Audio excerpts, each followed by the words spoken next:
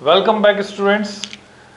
हम लोग डिस्कस कर रहे थे कॉम्बिनेशन ऑफ कैपेसिटर पर बेस्ड क्वेश्चंस और इसके लिए हमने इसको गेम के जैसे डिज़ाइन किया था, यानी डिफरेंट डिफरेंट लेवल्स और उसमें अलग अलग तरह की स्किल्स सीखी। हमने पहचाना सीरीज पैरेलल को, शॉर्ट सर्किट को, ओपन सर्किट को, उसके बाद व्हीटस्टोन ब्रिज के केस को, then line of symmetry method, और लेवल नंबर 4 में कैपेसिटर की प्लेट्स को अरेंज करके हमने देखा कैसे वो सीरीज में जुड़ सकते हैं, कैसे पैरेलल में। अब हम बात करेंगे लेवल 5 में डिफरेंट डिफरेंट डाइलेक्ट्रिक कॉन्फ़िगरेशंस की। So let's start with level 5। तो आप हेडिंग लगा सकते हैं, कॉपी में नोट्स बना सकते हैं साथ के साथ समझते हुए। तो लेवल 5 में बच्चों पहला केस में डिस्कस करता हूं, बहुत सिंपल से हम स्टार्ट करके धीरे धीरे कॉम्प्लेक्सिटी बढ़ाएंगे। तो सपोज ये कैपेसिटर की प्लेट्स हैं, एक कैपेसिटर जिसकी एक प्लेट टर्मिनल X पर जुड़ी है, दूसरी प्लेट टर्मिनल Y पर जुड़ी है, और हमें X और Y के बीच इक्विवेलेंट कैपेसिटी निकालनी है। डाइलेक्ट्रिक कुछ इस तरह से भरा जाता है बीच में कि इसके आधी दूरी में, आधे हिस्से में डाइलेक्ट्रिक कांस्टेंट K1 का मीडियम भरा हुआ है। Suppose like this, dielectric constant capital K1, और बचे हुए आधे हिस्से में डाइलेक्ट्रिक कांस्टेंट K2 का मीडियम भरा हुआ है। ऐसा कुछ है। हर एक प्लेट का एरिया A है, तो A/2 एरिया कवर हो रहा है K1 मीडियम से, K1 डाइलेक्ट्रिक कांस्टेंट के मीडियम से, और A/2 बचा हुआ एरिया कवर हो रहा है K2 से। डिस्टेंस जो है दोनों प्लेट्स के बीच की वो है small d। All this detail is given to us, ये सब दिया हुआ है। आपको पता करनी इक्विवेलेंट कैपेसिटी, तो आप C इक्विवेलेंट निकाल कर यहां लिख दीजिए। अगर आपको समझ में आ रहा है, इसका सॉल्यूशन अपने आप से कीजिए। नहीं आ रहा है तो मैं बताऊंगा। तो वीडियो आप पॉज कर सकते हैं या साउंड बंद कर सकते हैं। मैं अगला सवाल तब तक बना देता हूं, और नहीं तो पॉज करके इसको कोशिश कर लीजिए। कोशिश करके जो भी आंसर आ रहा है लिखकर फिर अगले पर आ जाइए। तो अगले सवाल में देखिए, अगले सवाल में बच्चों ये फिर से वही दो प्लेट्स हैं कैपेसिटर की, terminal X and terminal Y। हर एक प्लेट का एरिया A है और बिल्कुल आमने सामने ये हैं रखी हुई। अब की बार जो डाइलेक्ट्रिक है कुछ डिफरेंट वे में भरा हुआ है, पिछली बार से थोड़ा सा अलग तरीके से डाइलेक्ट्रिक को भरा गया है। कुछ इस तरह से कि यहां ऊपर है डाइलेक्ट्रिक कांस्टेंट K1 का मीडियम, आधी दूरी में, आधी दूरी यानी वहां तो पूरी दूरी में था D में, यहां D/2 में है। हाँ, एरिया पूरा कवर हो रहा है, दोनों प्लेट्स के बीच की दूरी D है, ऐसे मैं दिखा सकता हूं इसको।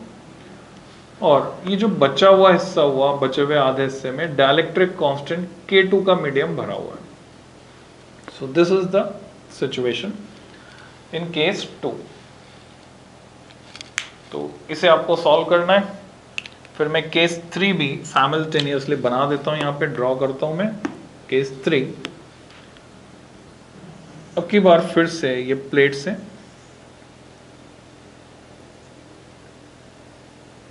हर एक प्लेट का एरिया A है। एक प्लेट टर्मिनल X पर जुड़ी है, दूसरी प्लेट टर्मिनल Y पर जुड़ी है।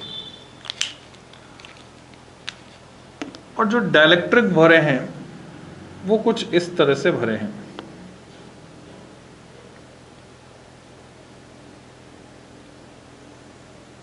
लाइक दिस,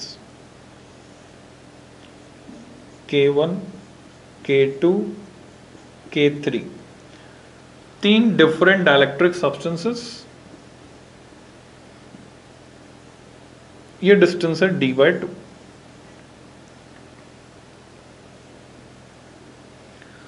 और जो चौथा सवाल है, फिर से दो प्लेट्स हैं हमारे पास, एक जुड़ी है टर्मिनल X दूसरी जुड़ी है टर्मिनल Y। दोनों प्लेट्स के बीच की जो डिस्टेंस है उसमें डाइलेक्ट्रिक भरा है। प्लेट को मैं सीधा कर देता हूं बच्चों, स्ट्रेट। बीच में जो डाइलेक्ट्रिक भरा है ये हो गई प्लेट, वो कुछ इस तरह से भरा है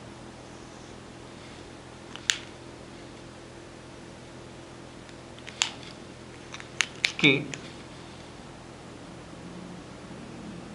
K1, K2 and here K3।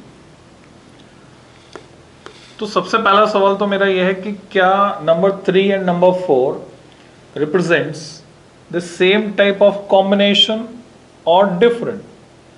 3 और 4 में इक्विवेलेंट कैपेसिटी सेम आएगी या डिफरेंट आएगी? क्या कहते हो, क्या लगता है?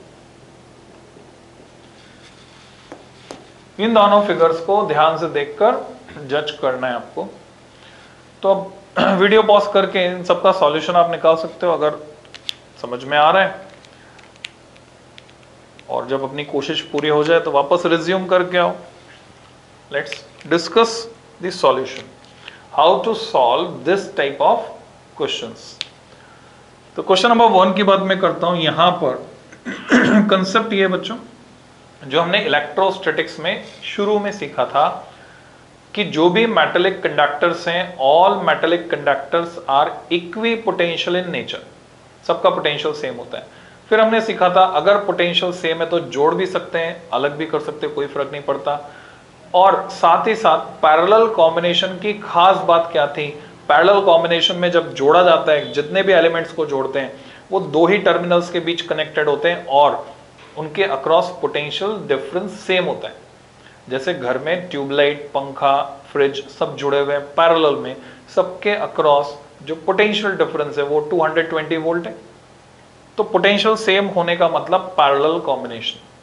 ठीक है, इसको हम ऐसे याद रख सकते हैं, ऐसे समझ सकते हैं। Potential same means parallel combination, metallic conductor means potential same. तो अगर मैं यहां पर देखूं ध्यान से, ये पूरी मेटल की एक ही प्लेट है, ऊपर नीचे पूरी मेटल की एक ही प्लेट है। मतलब इस पूरी प्लेट का पोटेंशियल अगर मैं मान लेता हूं V1, तो नीचे वाली पूरी प्लेट का पोटेंशियल मान लो V2। तो दोनों के बीच जो पोटेंशियल डिफरेंस है वो हो गया V2 माइनस V1। अगर मैं V2 को हायर पोटेंशियल मान लूं तो जितना पोटेंशियल डिफरेंस इतने हिस्से के अक्रॉस होगा उतना ही इतने हिस्से के अक्रॉस होगा। यानी मैं इसको ब्रेक कर सकता हूं सी इक्विवेलेंट निकालने के लिए। इस कैपेसिटर को मैं दो कैपेसिटर से मिलकर बना हुआ मान सकता हूं। इसके मैं दो टुकड़े कर सकता हूं बच्चों, जो इस तरह से जुड़े हुए मैं दिखाऊंगा। ये एक कैपेसिटर, ये दूसरा कैपेसिटर, ये कैपेसिटर की मेटल की प्लेट मैंने डबल लाइन करके दिखा दी। बीच में भरा हुआ है डाई इलेक्ट्रिक मटेरियल, यहाँ पर डाइलेक्ट्रिक कांस्टेंट K1 का, यहाँ K2 का। और क्योंकि ये एक ही प्लेट को काटा, मैं इन दोनों को जुड़ा हुआ मान सकता हूँ। कनेक्टिंग वायर से मैंने जोड़ दिया। और हमें इक्विवेलेंट कैपेसिटी जो निकालनी है वो निकालनी है X और Y के बीच। क्योंकि प्लेट आधी आ गई कैपेसिटर 1 के पास, तो इसका एरिया है A/2। ऐसे दूसरे वाले के पास A/2, पर जो डिस्टेंस है दोनों प्लेट्स के बीच वो D है दोनों ही केस में। तो अब आप समझ रहे होंगे कि इसका इक्विवेलेंट बन गया ये, जिसमें हम दो कैपेसिटर जिसकी कैपेसिटी C1 और C2 है उनको पैरेलल में जुड़ा हुआ मान सकते हैं। और पैरेलल में इक्विवेलेंट कैपेसिटी हो जाती है C1 प्लस C2। तो यहां पर C1 कितना होगा? C1 होगा, अलग से मैं कैलकुलेट कर सकता हूं, एप्सिलॉन 0 A/D होता है, A की जगह A/2 है, तो A/2 D की जगह D है। और डाइलेक्ट्रिक कांस्टेंट K1 का मीडियम आ गया है, तो यहां पर एप्सिलॉन 0 की जगह एप्सिलॉन 0 K1, ये फैक्टर आ जाएगा। So C1 is epsilon 0 K1 A/2D. Similarly, C2 is epsilon 0 K2 A/2D. So common factor here is epsilon 0 A upon 2D. Remaining bracket में बच जाएगा हमारे पास K1 plus K2. So expression for equivalent capacity in case 1, ये board में आ सकता है।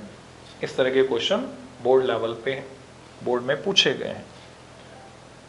Competition में थोड़ा हायर लेवल आता है, नहीं 1 और 2 अगर सेकंड पे आते हैं तो 1 और 2 ये बोर्ड को बिलोंग करते हैं, 3 और 4 बिलोंग्स टू कंपटीशन।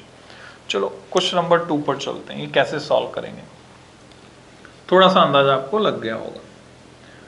अब की बार डिस्टेंस आधी आधी बटी है, एरिया पूरा है और यहां पूरे पे पोटेंशियल सेम है, पर जैसे जैसे मैं नीचे जाऊंगा पोटेंशियल ड्रॉप हो रहा है। यहां पर पोटेंशियल अलग होगा, यहां पर अलग होगा नीचे प्लेट पर, यानी इस प्लेट से नीचे वाली प्लेट तक पोटेंशियल डिवाइड हो रहा है। पोटेंशियल डिवाइड हो रहा है, चार्ज सेम रहता है। ऐसा कहां होता है? ऐसा सीरीज कॉम्बिनेशन में होता है। तो मैं इसका इक्विवेलेंट अगर ड्रॉ करता हूं तो मैं ऐसा मान सकता हूं कि दो कैपेसिटर सीरीज में लगे हुए हैं, ये पहला कैपेसिटर, ये दूसरा कैपेसिटर, जिसमें ये मेटल की प्लेट्स में मान सकता हूं, इस पे पूरे पर पोटेंशियल सेम होगा इसलिए मान सकता हूं, और ये आपस में सीरीज में जुड़े हुए हैं। ये टर्मिनल X हो गया, ये टर्मिनल Y हो गया। यहाँ डाइलेक्ट्रिक कांस्टेंट K1 का मीडियम है या डाइलेक्ट्रिक कांस्टेंट K2 का मीडियम है। हाँ, डिस्टेंस d/2 है। एरिया पूरा का पूरा है कैपिटल A। तो C इक्विवेलेंट जो होगा यहाँ पर वो होगा बच्चों C1 C2 upon C1 plus C2। Equivalent capacity series combination में C1 C2 upon C1 plus C2। तो मुझे C1 और C2 की वैल्यू यहां रखनी होगी।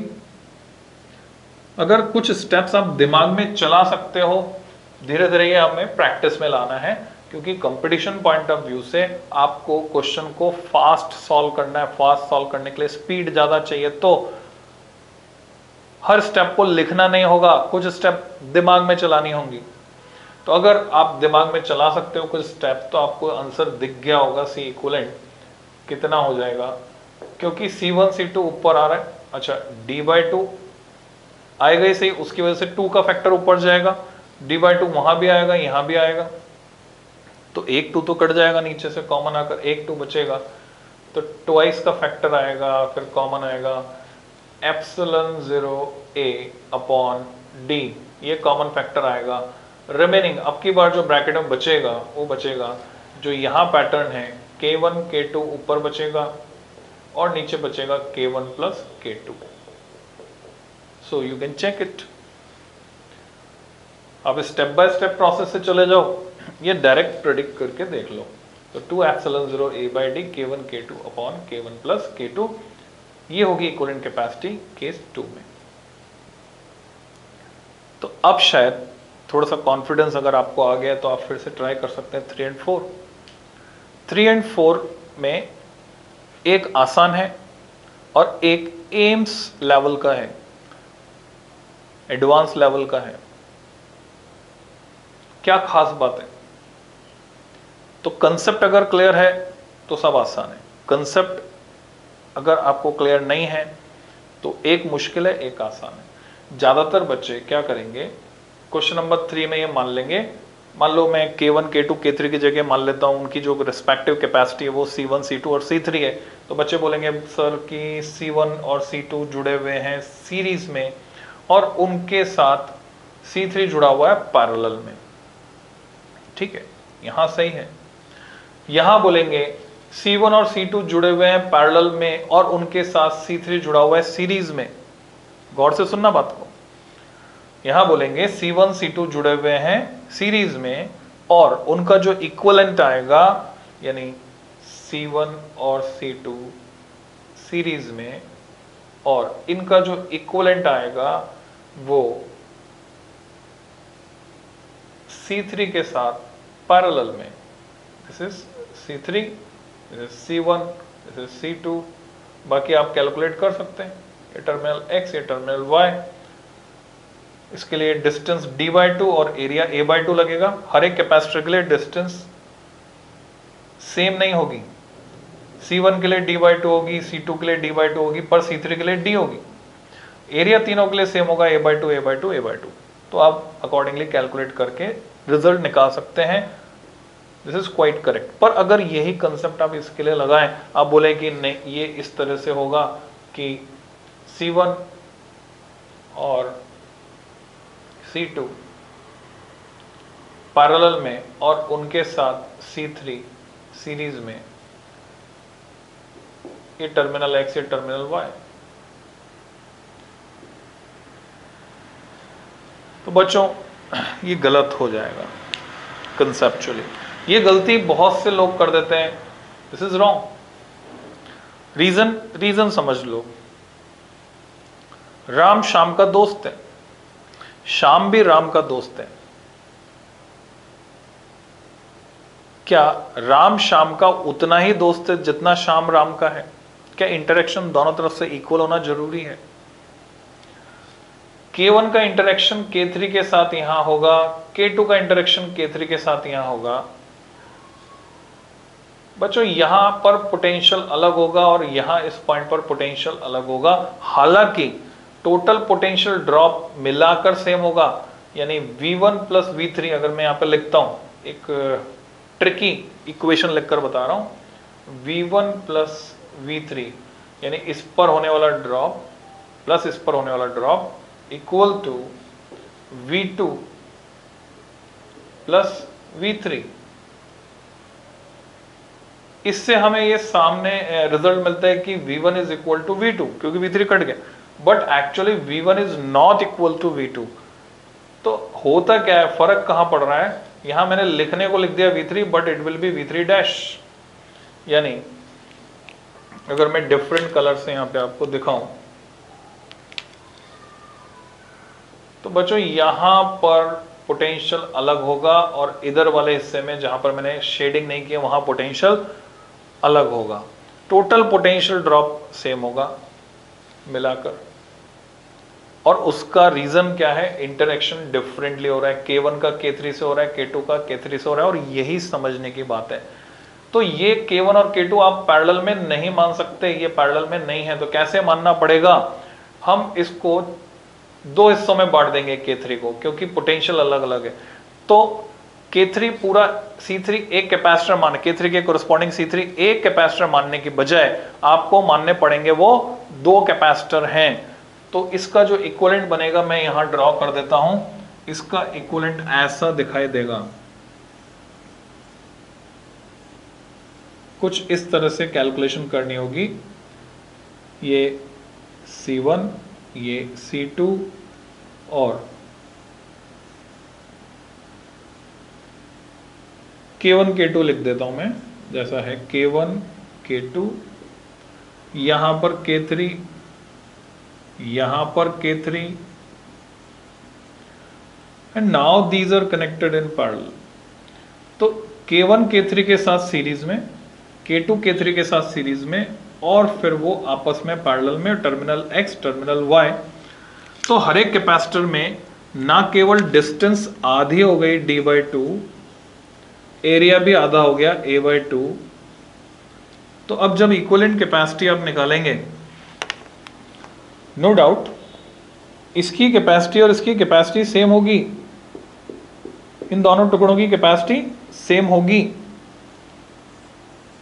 पर कॉम्बिनेशन ये बनेगा, ये नहीं बनेगा। तो C इक्विवेलेंट कितना आ जाएगा यहां पर बच्चों? C इक्विवेलेंट आ जाएगा, पहले इन दोनों का निकालना होगा, C1 C3 का सीरीज इक्विवेलेंट। तो C1 C3 का सीरीज इक्विवेलेंट क्या बना? C1 C3 का सीरीज इक्विवेलेंट बना C1 C3 upon C1 plus C3। फिर आप C2 C3 का सीरीज इक्विवेलेंट निकालेंगे, C2 C3 upon C2 plus C3। फिर आप इन दोनों के इक्विवेलेंट का पैरेलल इक्विवेलेंट निकालेंगे, मींस ये। So this will be the equivalent capacity in this case। तो मैं समझता हूं बच्चों ये कैलकुलेशन आप खुद कर सकते हैं। यू मस्ट ट्राई दिस, क्योंकि प्रैक्टिस आपको चाहिए। मैं यहां पर करूंगा, मेरी प्रैक्टिस होगी, आप खुद करेंगे, आपकी प्रैक्टिस होगी। सो आपकी प्रैक्टिस आपको ही करनी है, मेरे प्रैक्टिस करने से आपको फायदा होने वाला नहीं है। तो क्या कंक्लूजन है पोटेंशियल यहां और यहां सेम नहीं होने से हमको ये मानना पड़ा कि K1 के साथ ये नीचे वाला हिस्सा सीरीज में है, K2 के साथ ये नीचे वाला हिस्सा सीरीज में है। हमने इन दोनों का सीरीज इक्विवेलेंट निकाला और उसके बाद अच्छा C3 में ध्यान रखना है एरिया आधा लेना है ना, आधा एरिया उधर चला जाएगा, आधा एरिया इधर। तो ये हमने कैपेसिटर पर वेरियस क्वेश्चंस 5 अलग अलग लेवल में डिस्कस किए, समझे, आपने एंजॉय किया होगा आई थिंक। और यहीं पर ये एक्सरसाइज यानी इलेक्ट्रोस्टैटिक्स चैप्टर खत्म होता है बच्चों। और अब नेक्स्ट जो 2-3 वीडियो आएंगे वो पूरी तरह से क्वेश्चन ओरिएंटेड होंगे। यानी पहले मैं बोर्ड लेवल के क्वेश्चन डिस्कस करूंगा अलग वीडियो में, फिर मैं कंपटीशन लेवल के क्वेश्चन आंसर डिस्कस करूंगा अलग वीडियो में, फिर हम लेटेस्ट पैटर्न पर नई एजुकेशनल पॉलिसी के according, NEP national education policy के अकॉर्डिंग चलते हुए जो मोस्ट एक्सपेक्टेड क्वेश्चंस हैं नए पैटर्न पर वो डिस्कस करेंगे। तो आने वाले वीडियो मिलाकर और अभी तक के लेक्चर मिलाकर आपका जो इलेक्ट्रोस्टैटिक्स ये यूनिट है ये एकदम सॉलिड हो जाने वाला है बच्चों। उससे बाहर कुछ नहीं आएगा, ये गारंटी रहेगी, ना कंपटीशन में ना बोर्ड में। So keep tune and enjoy learning. All the best.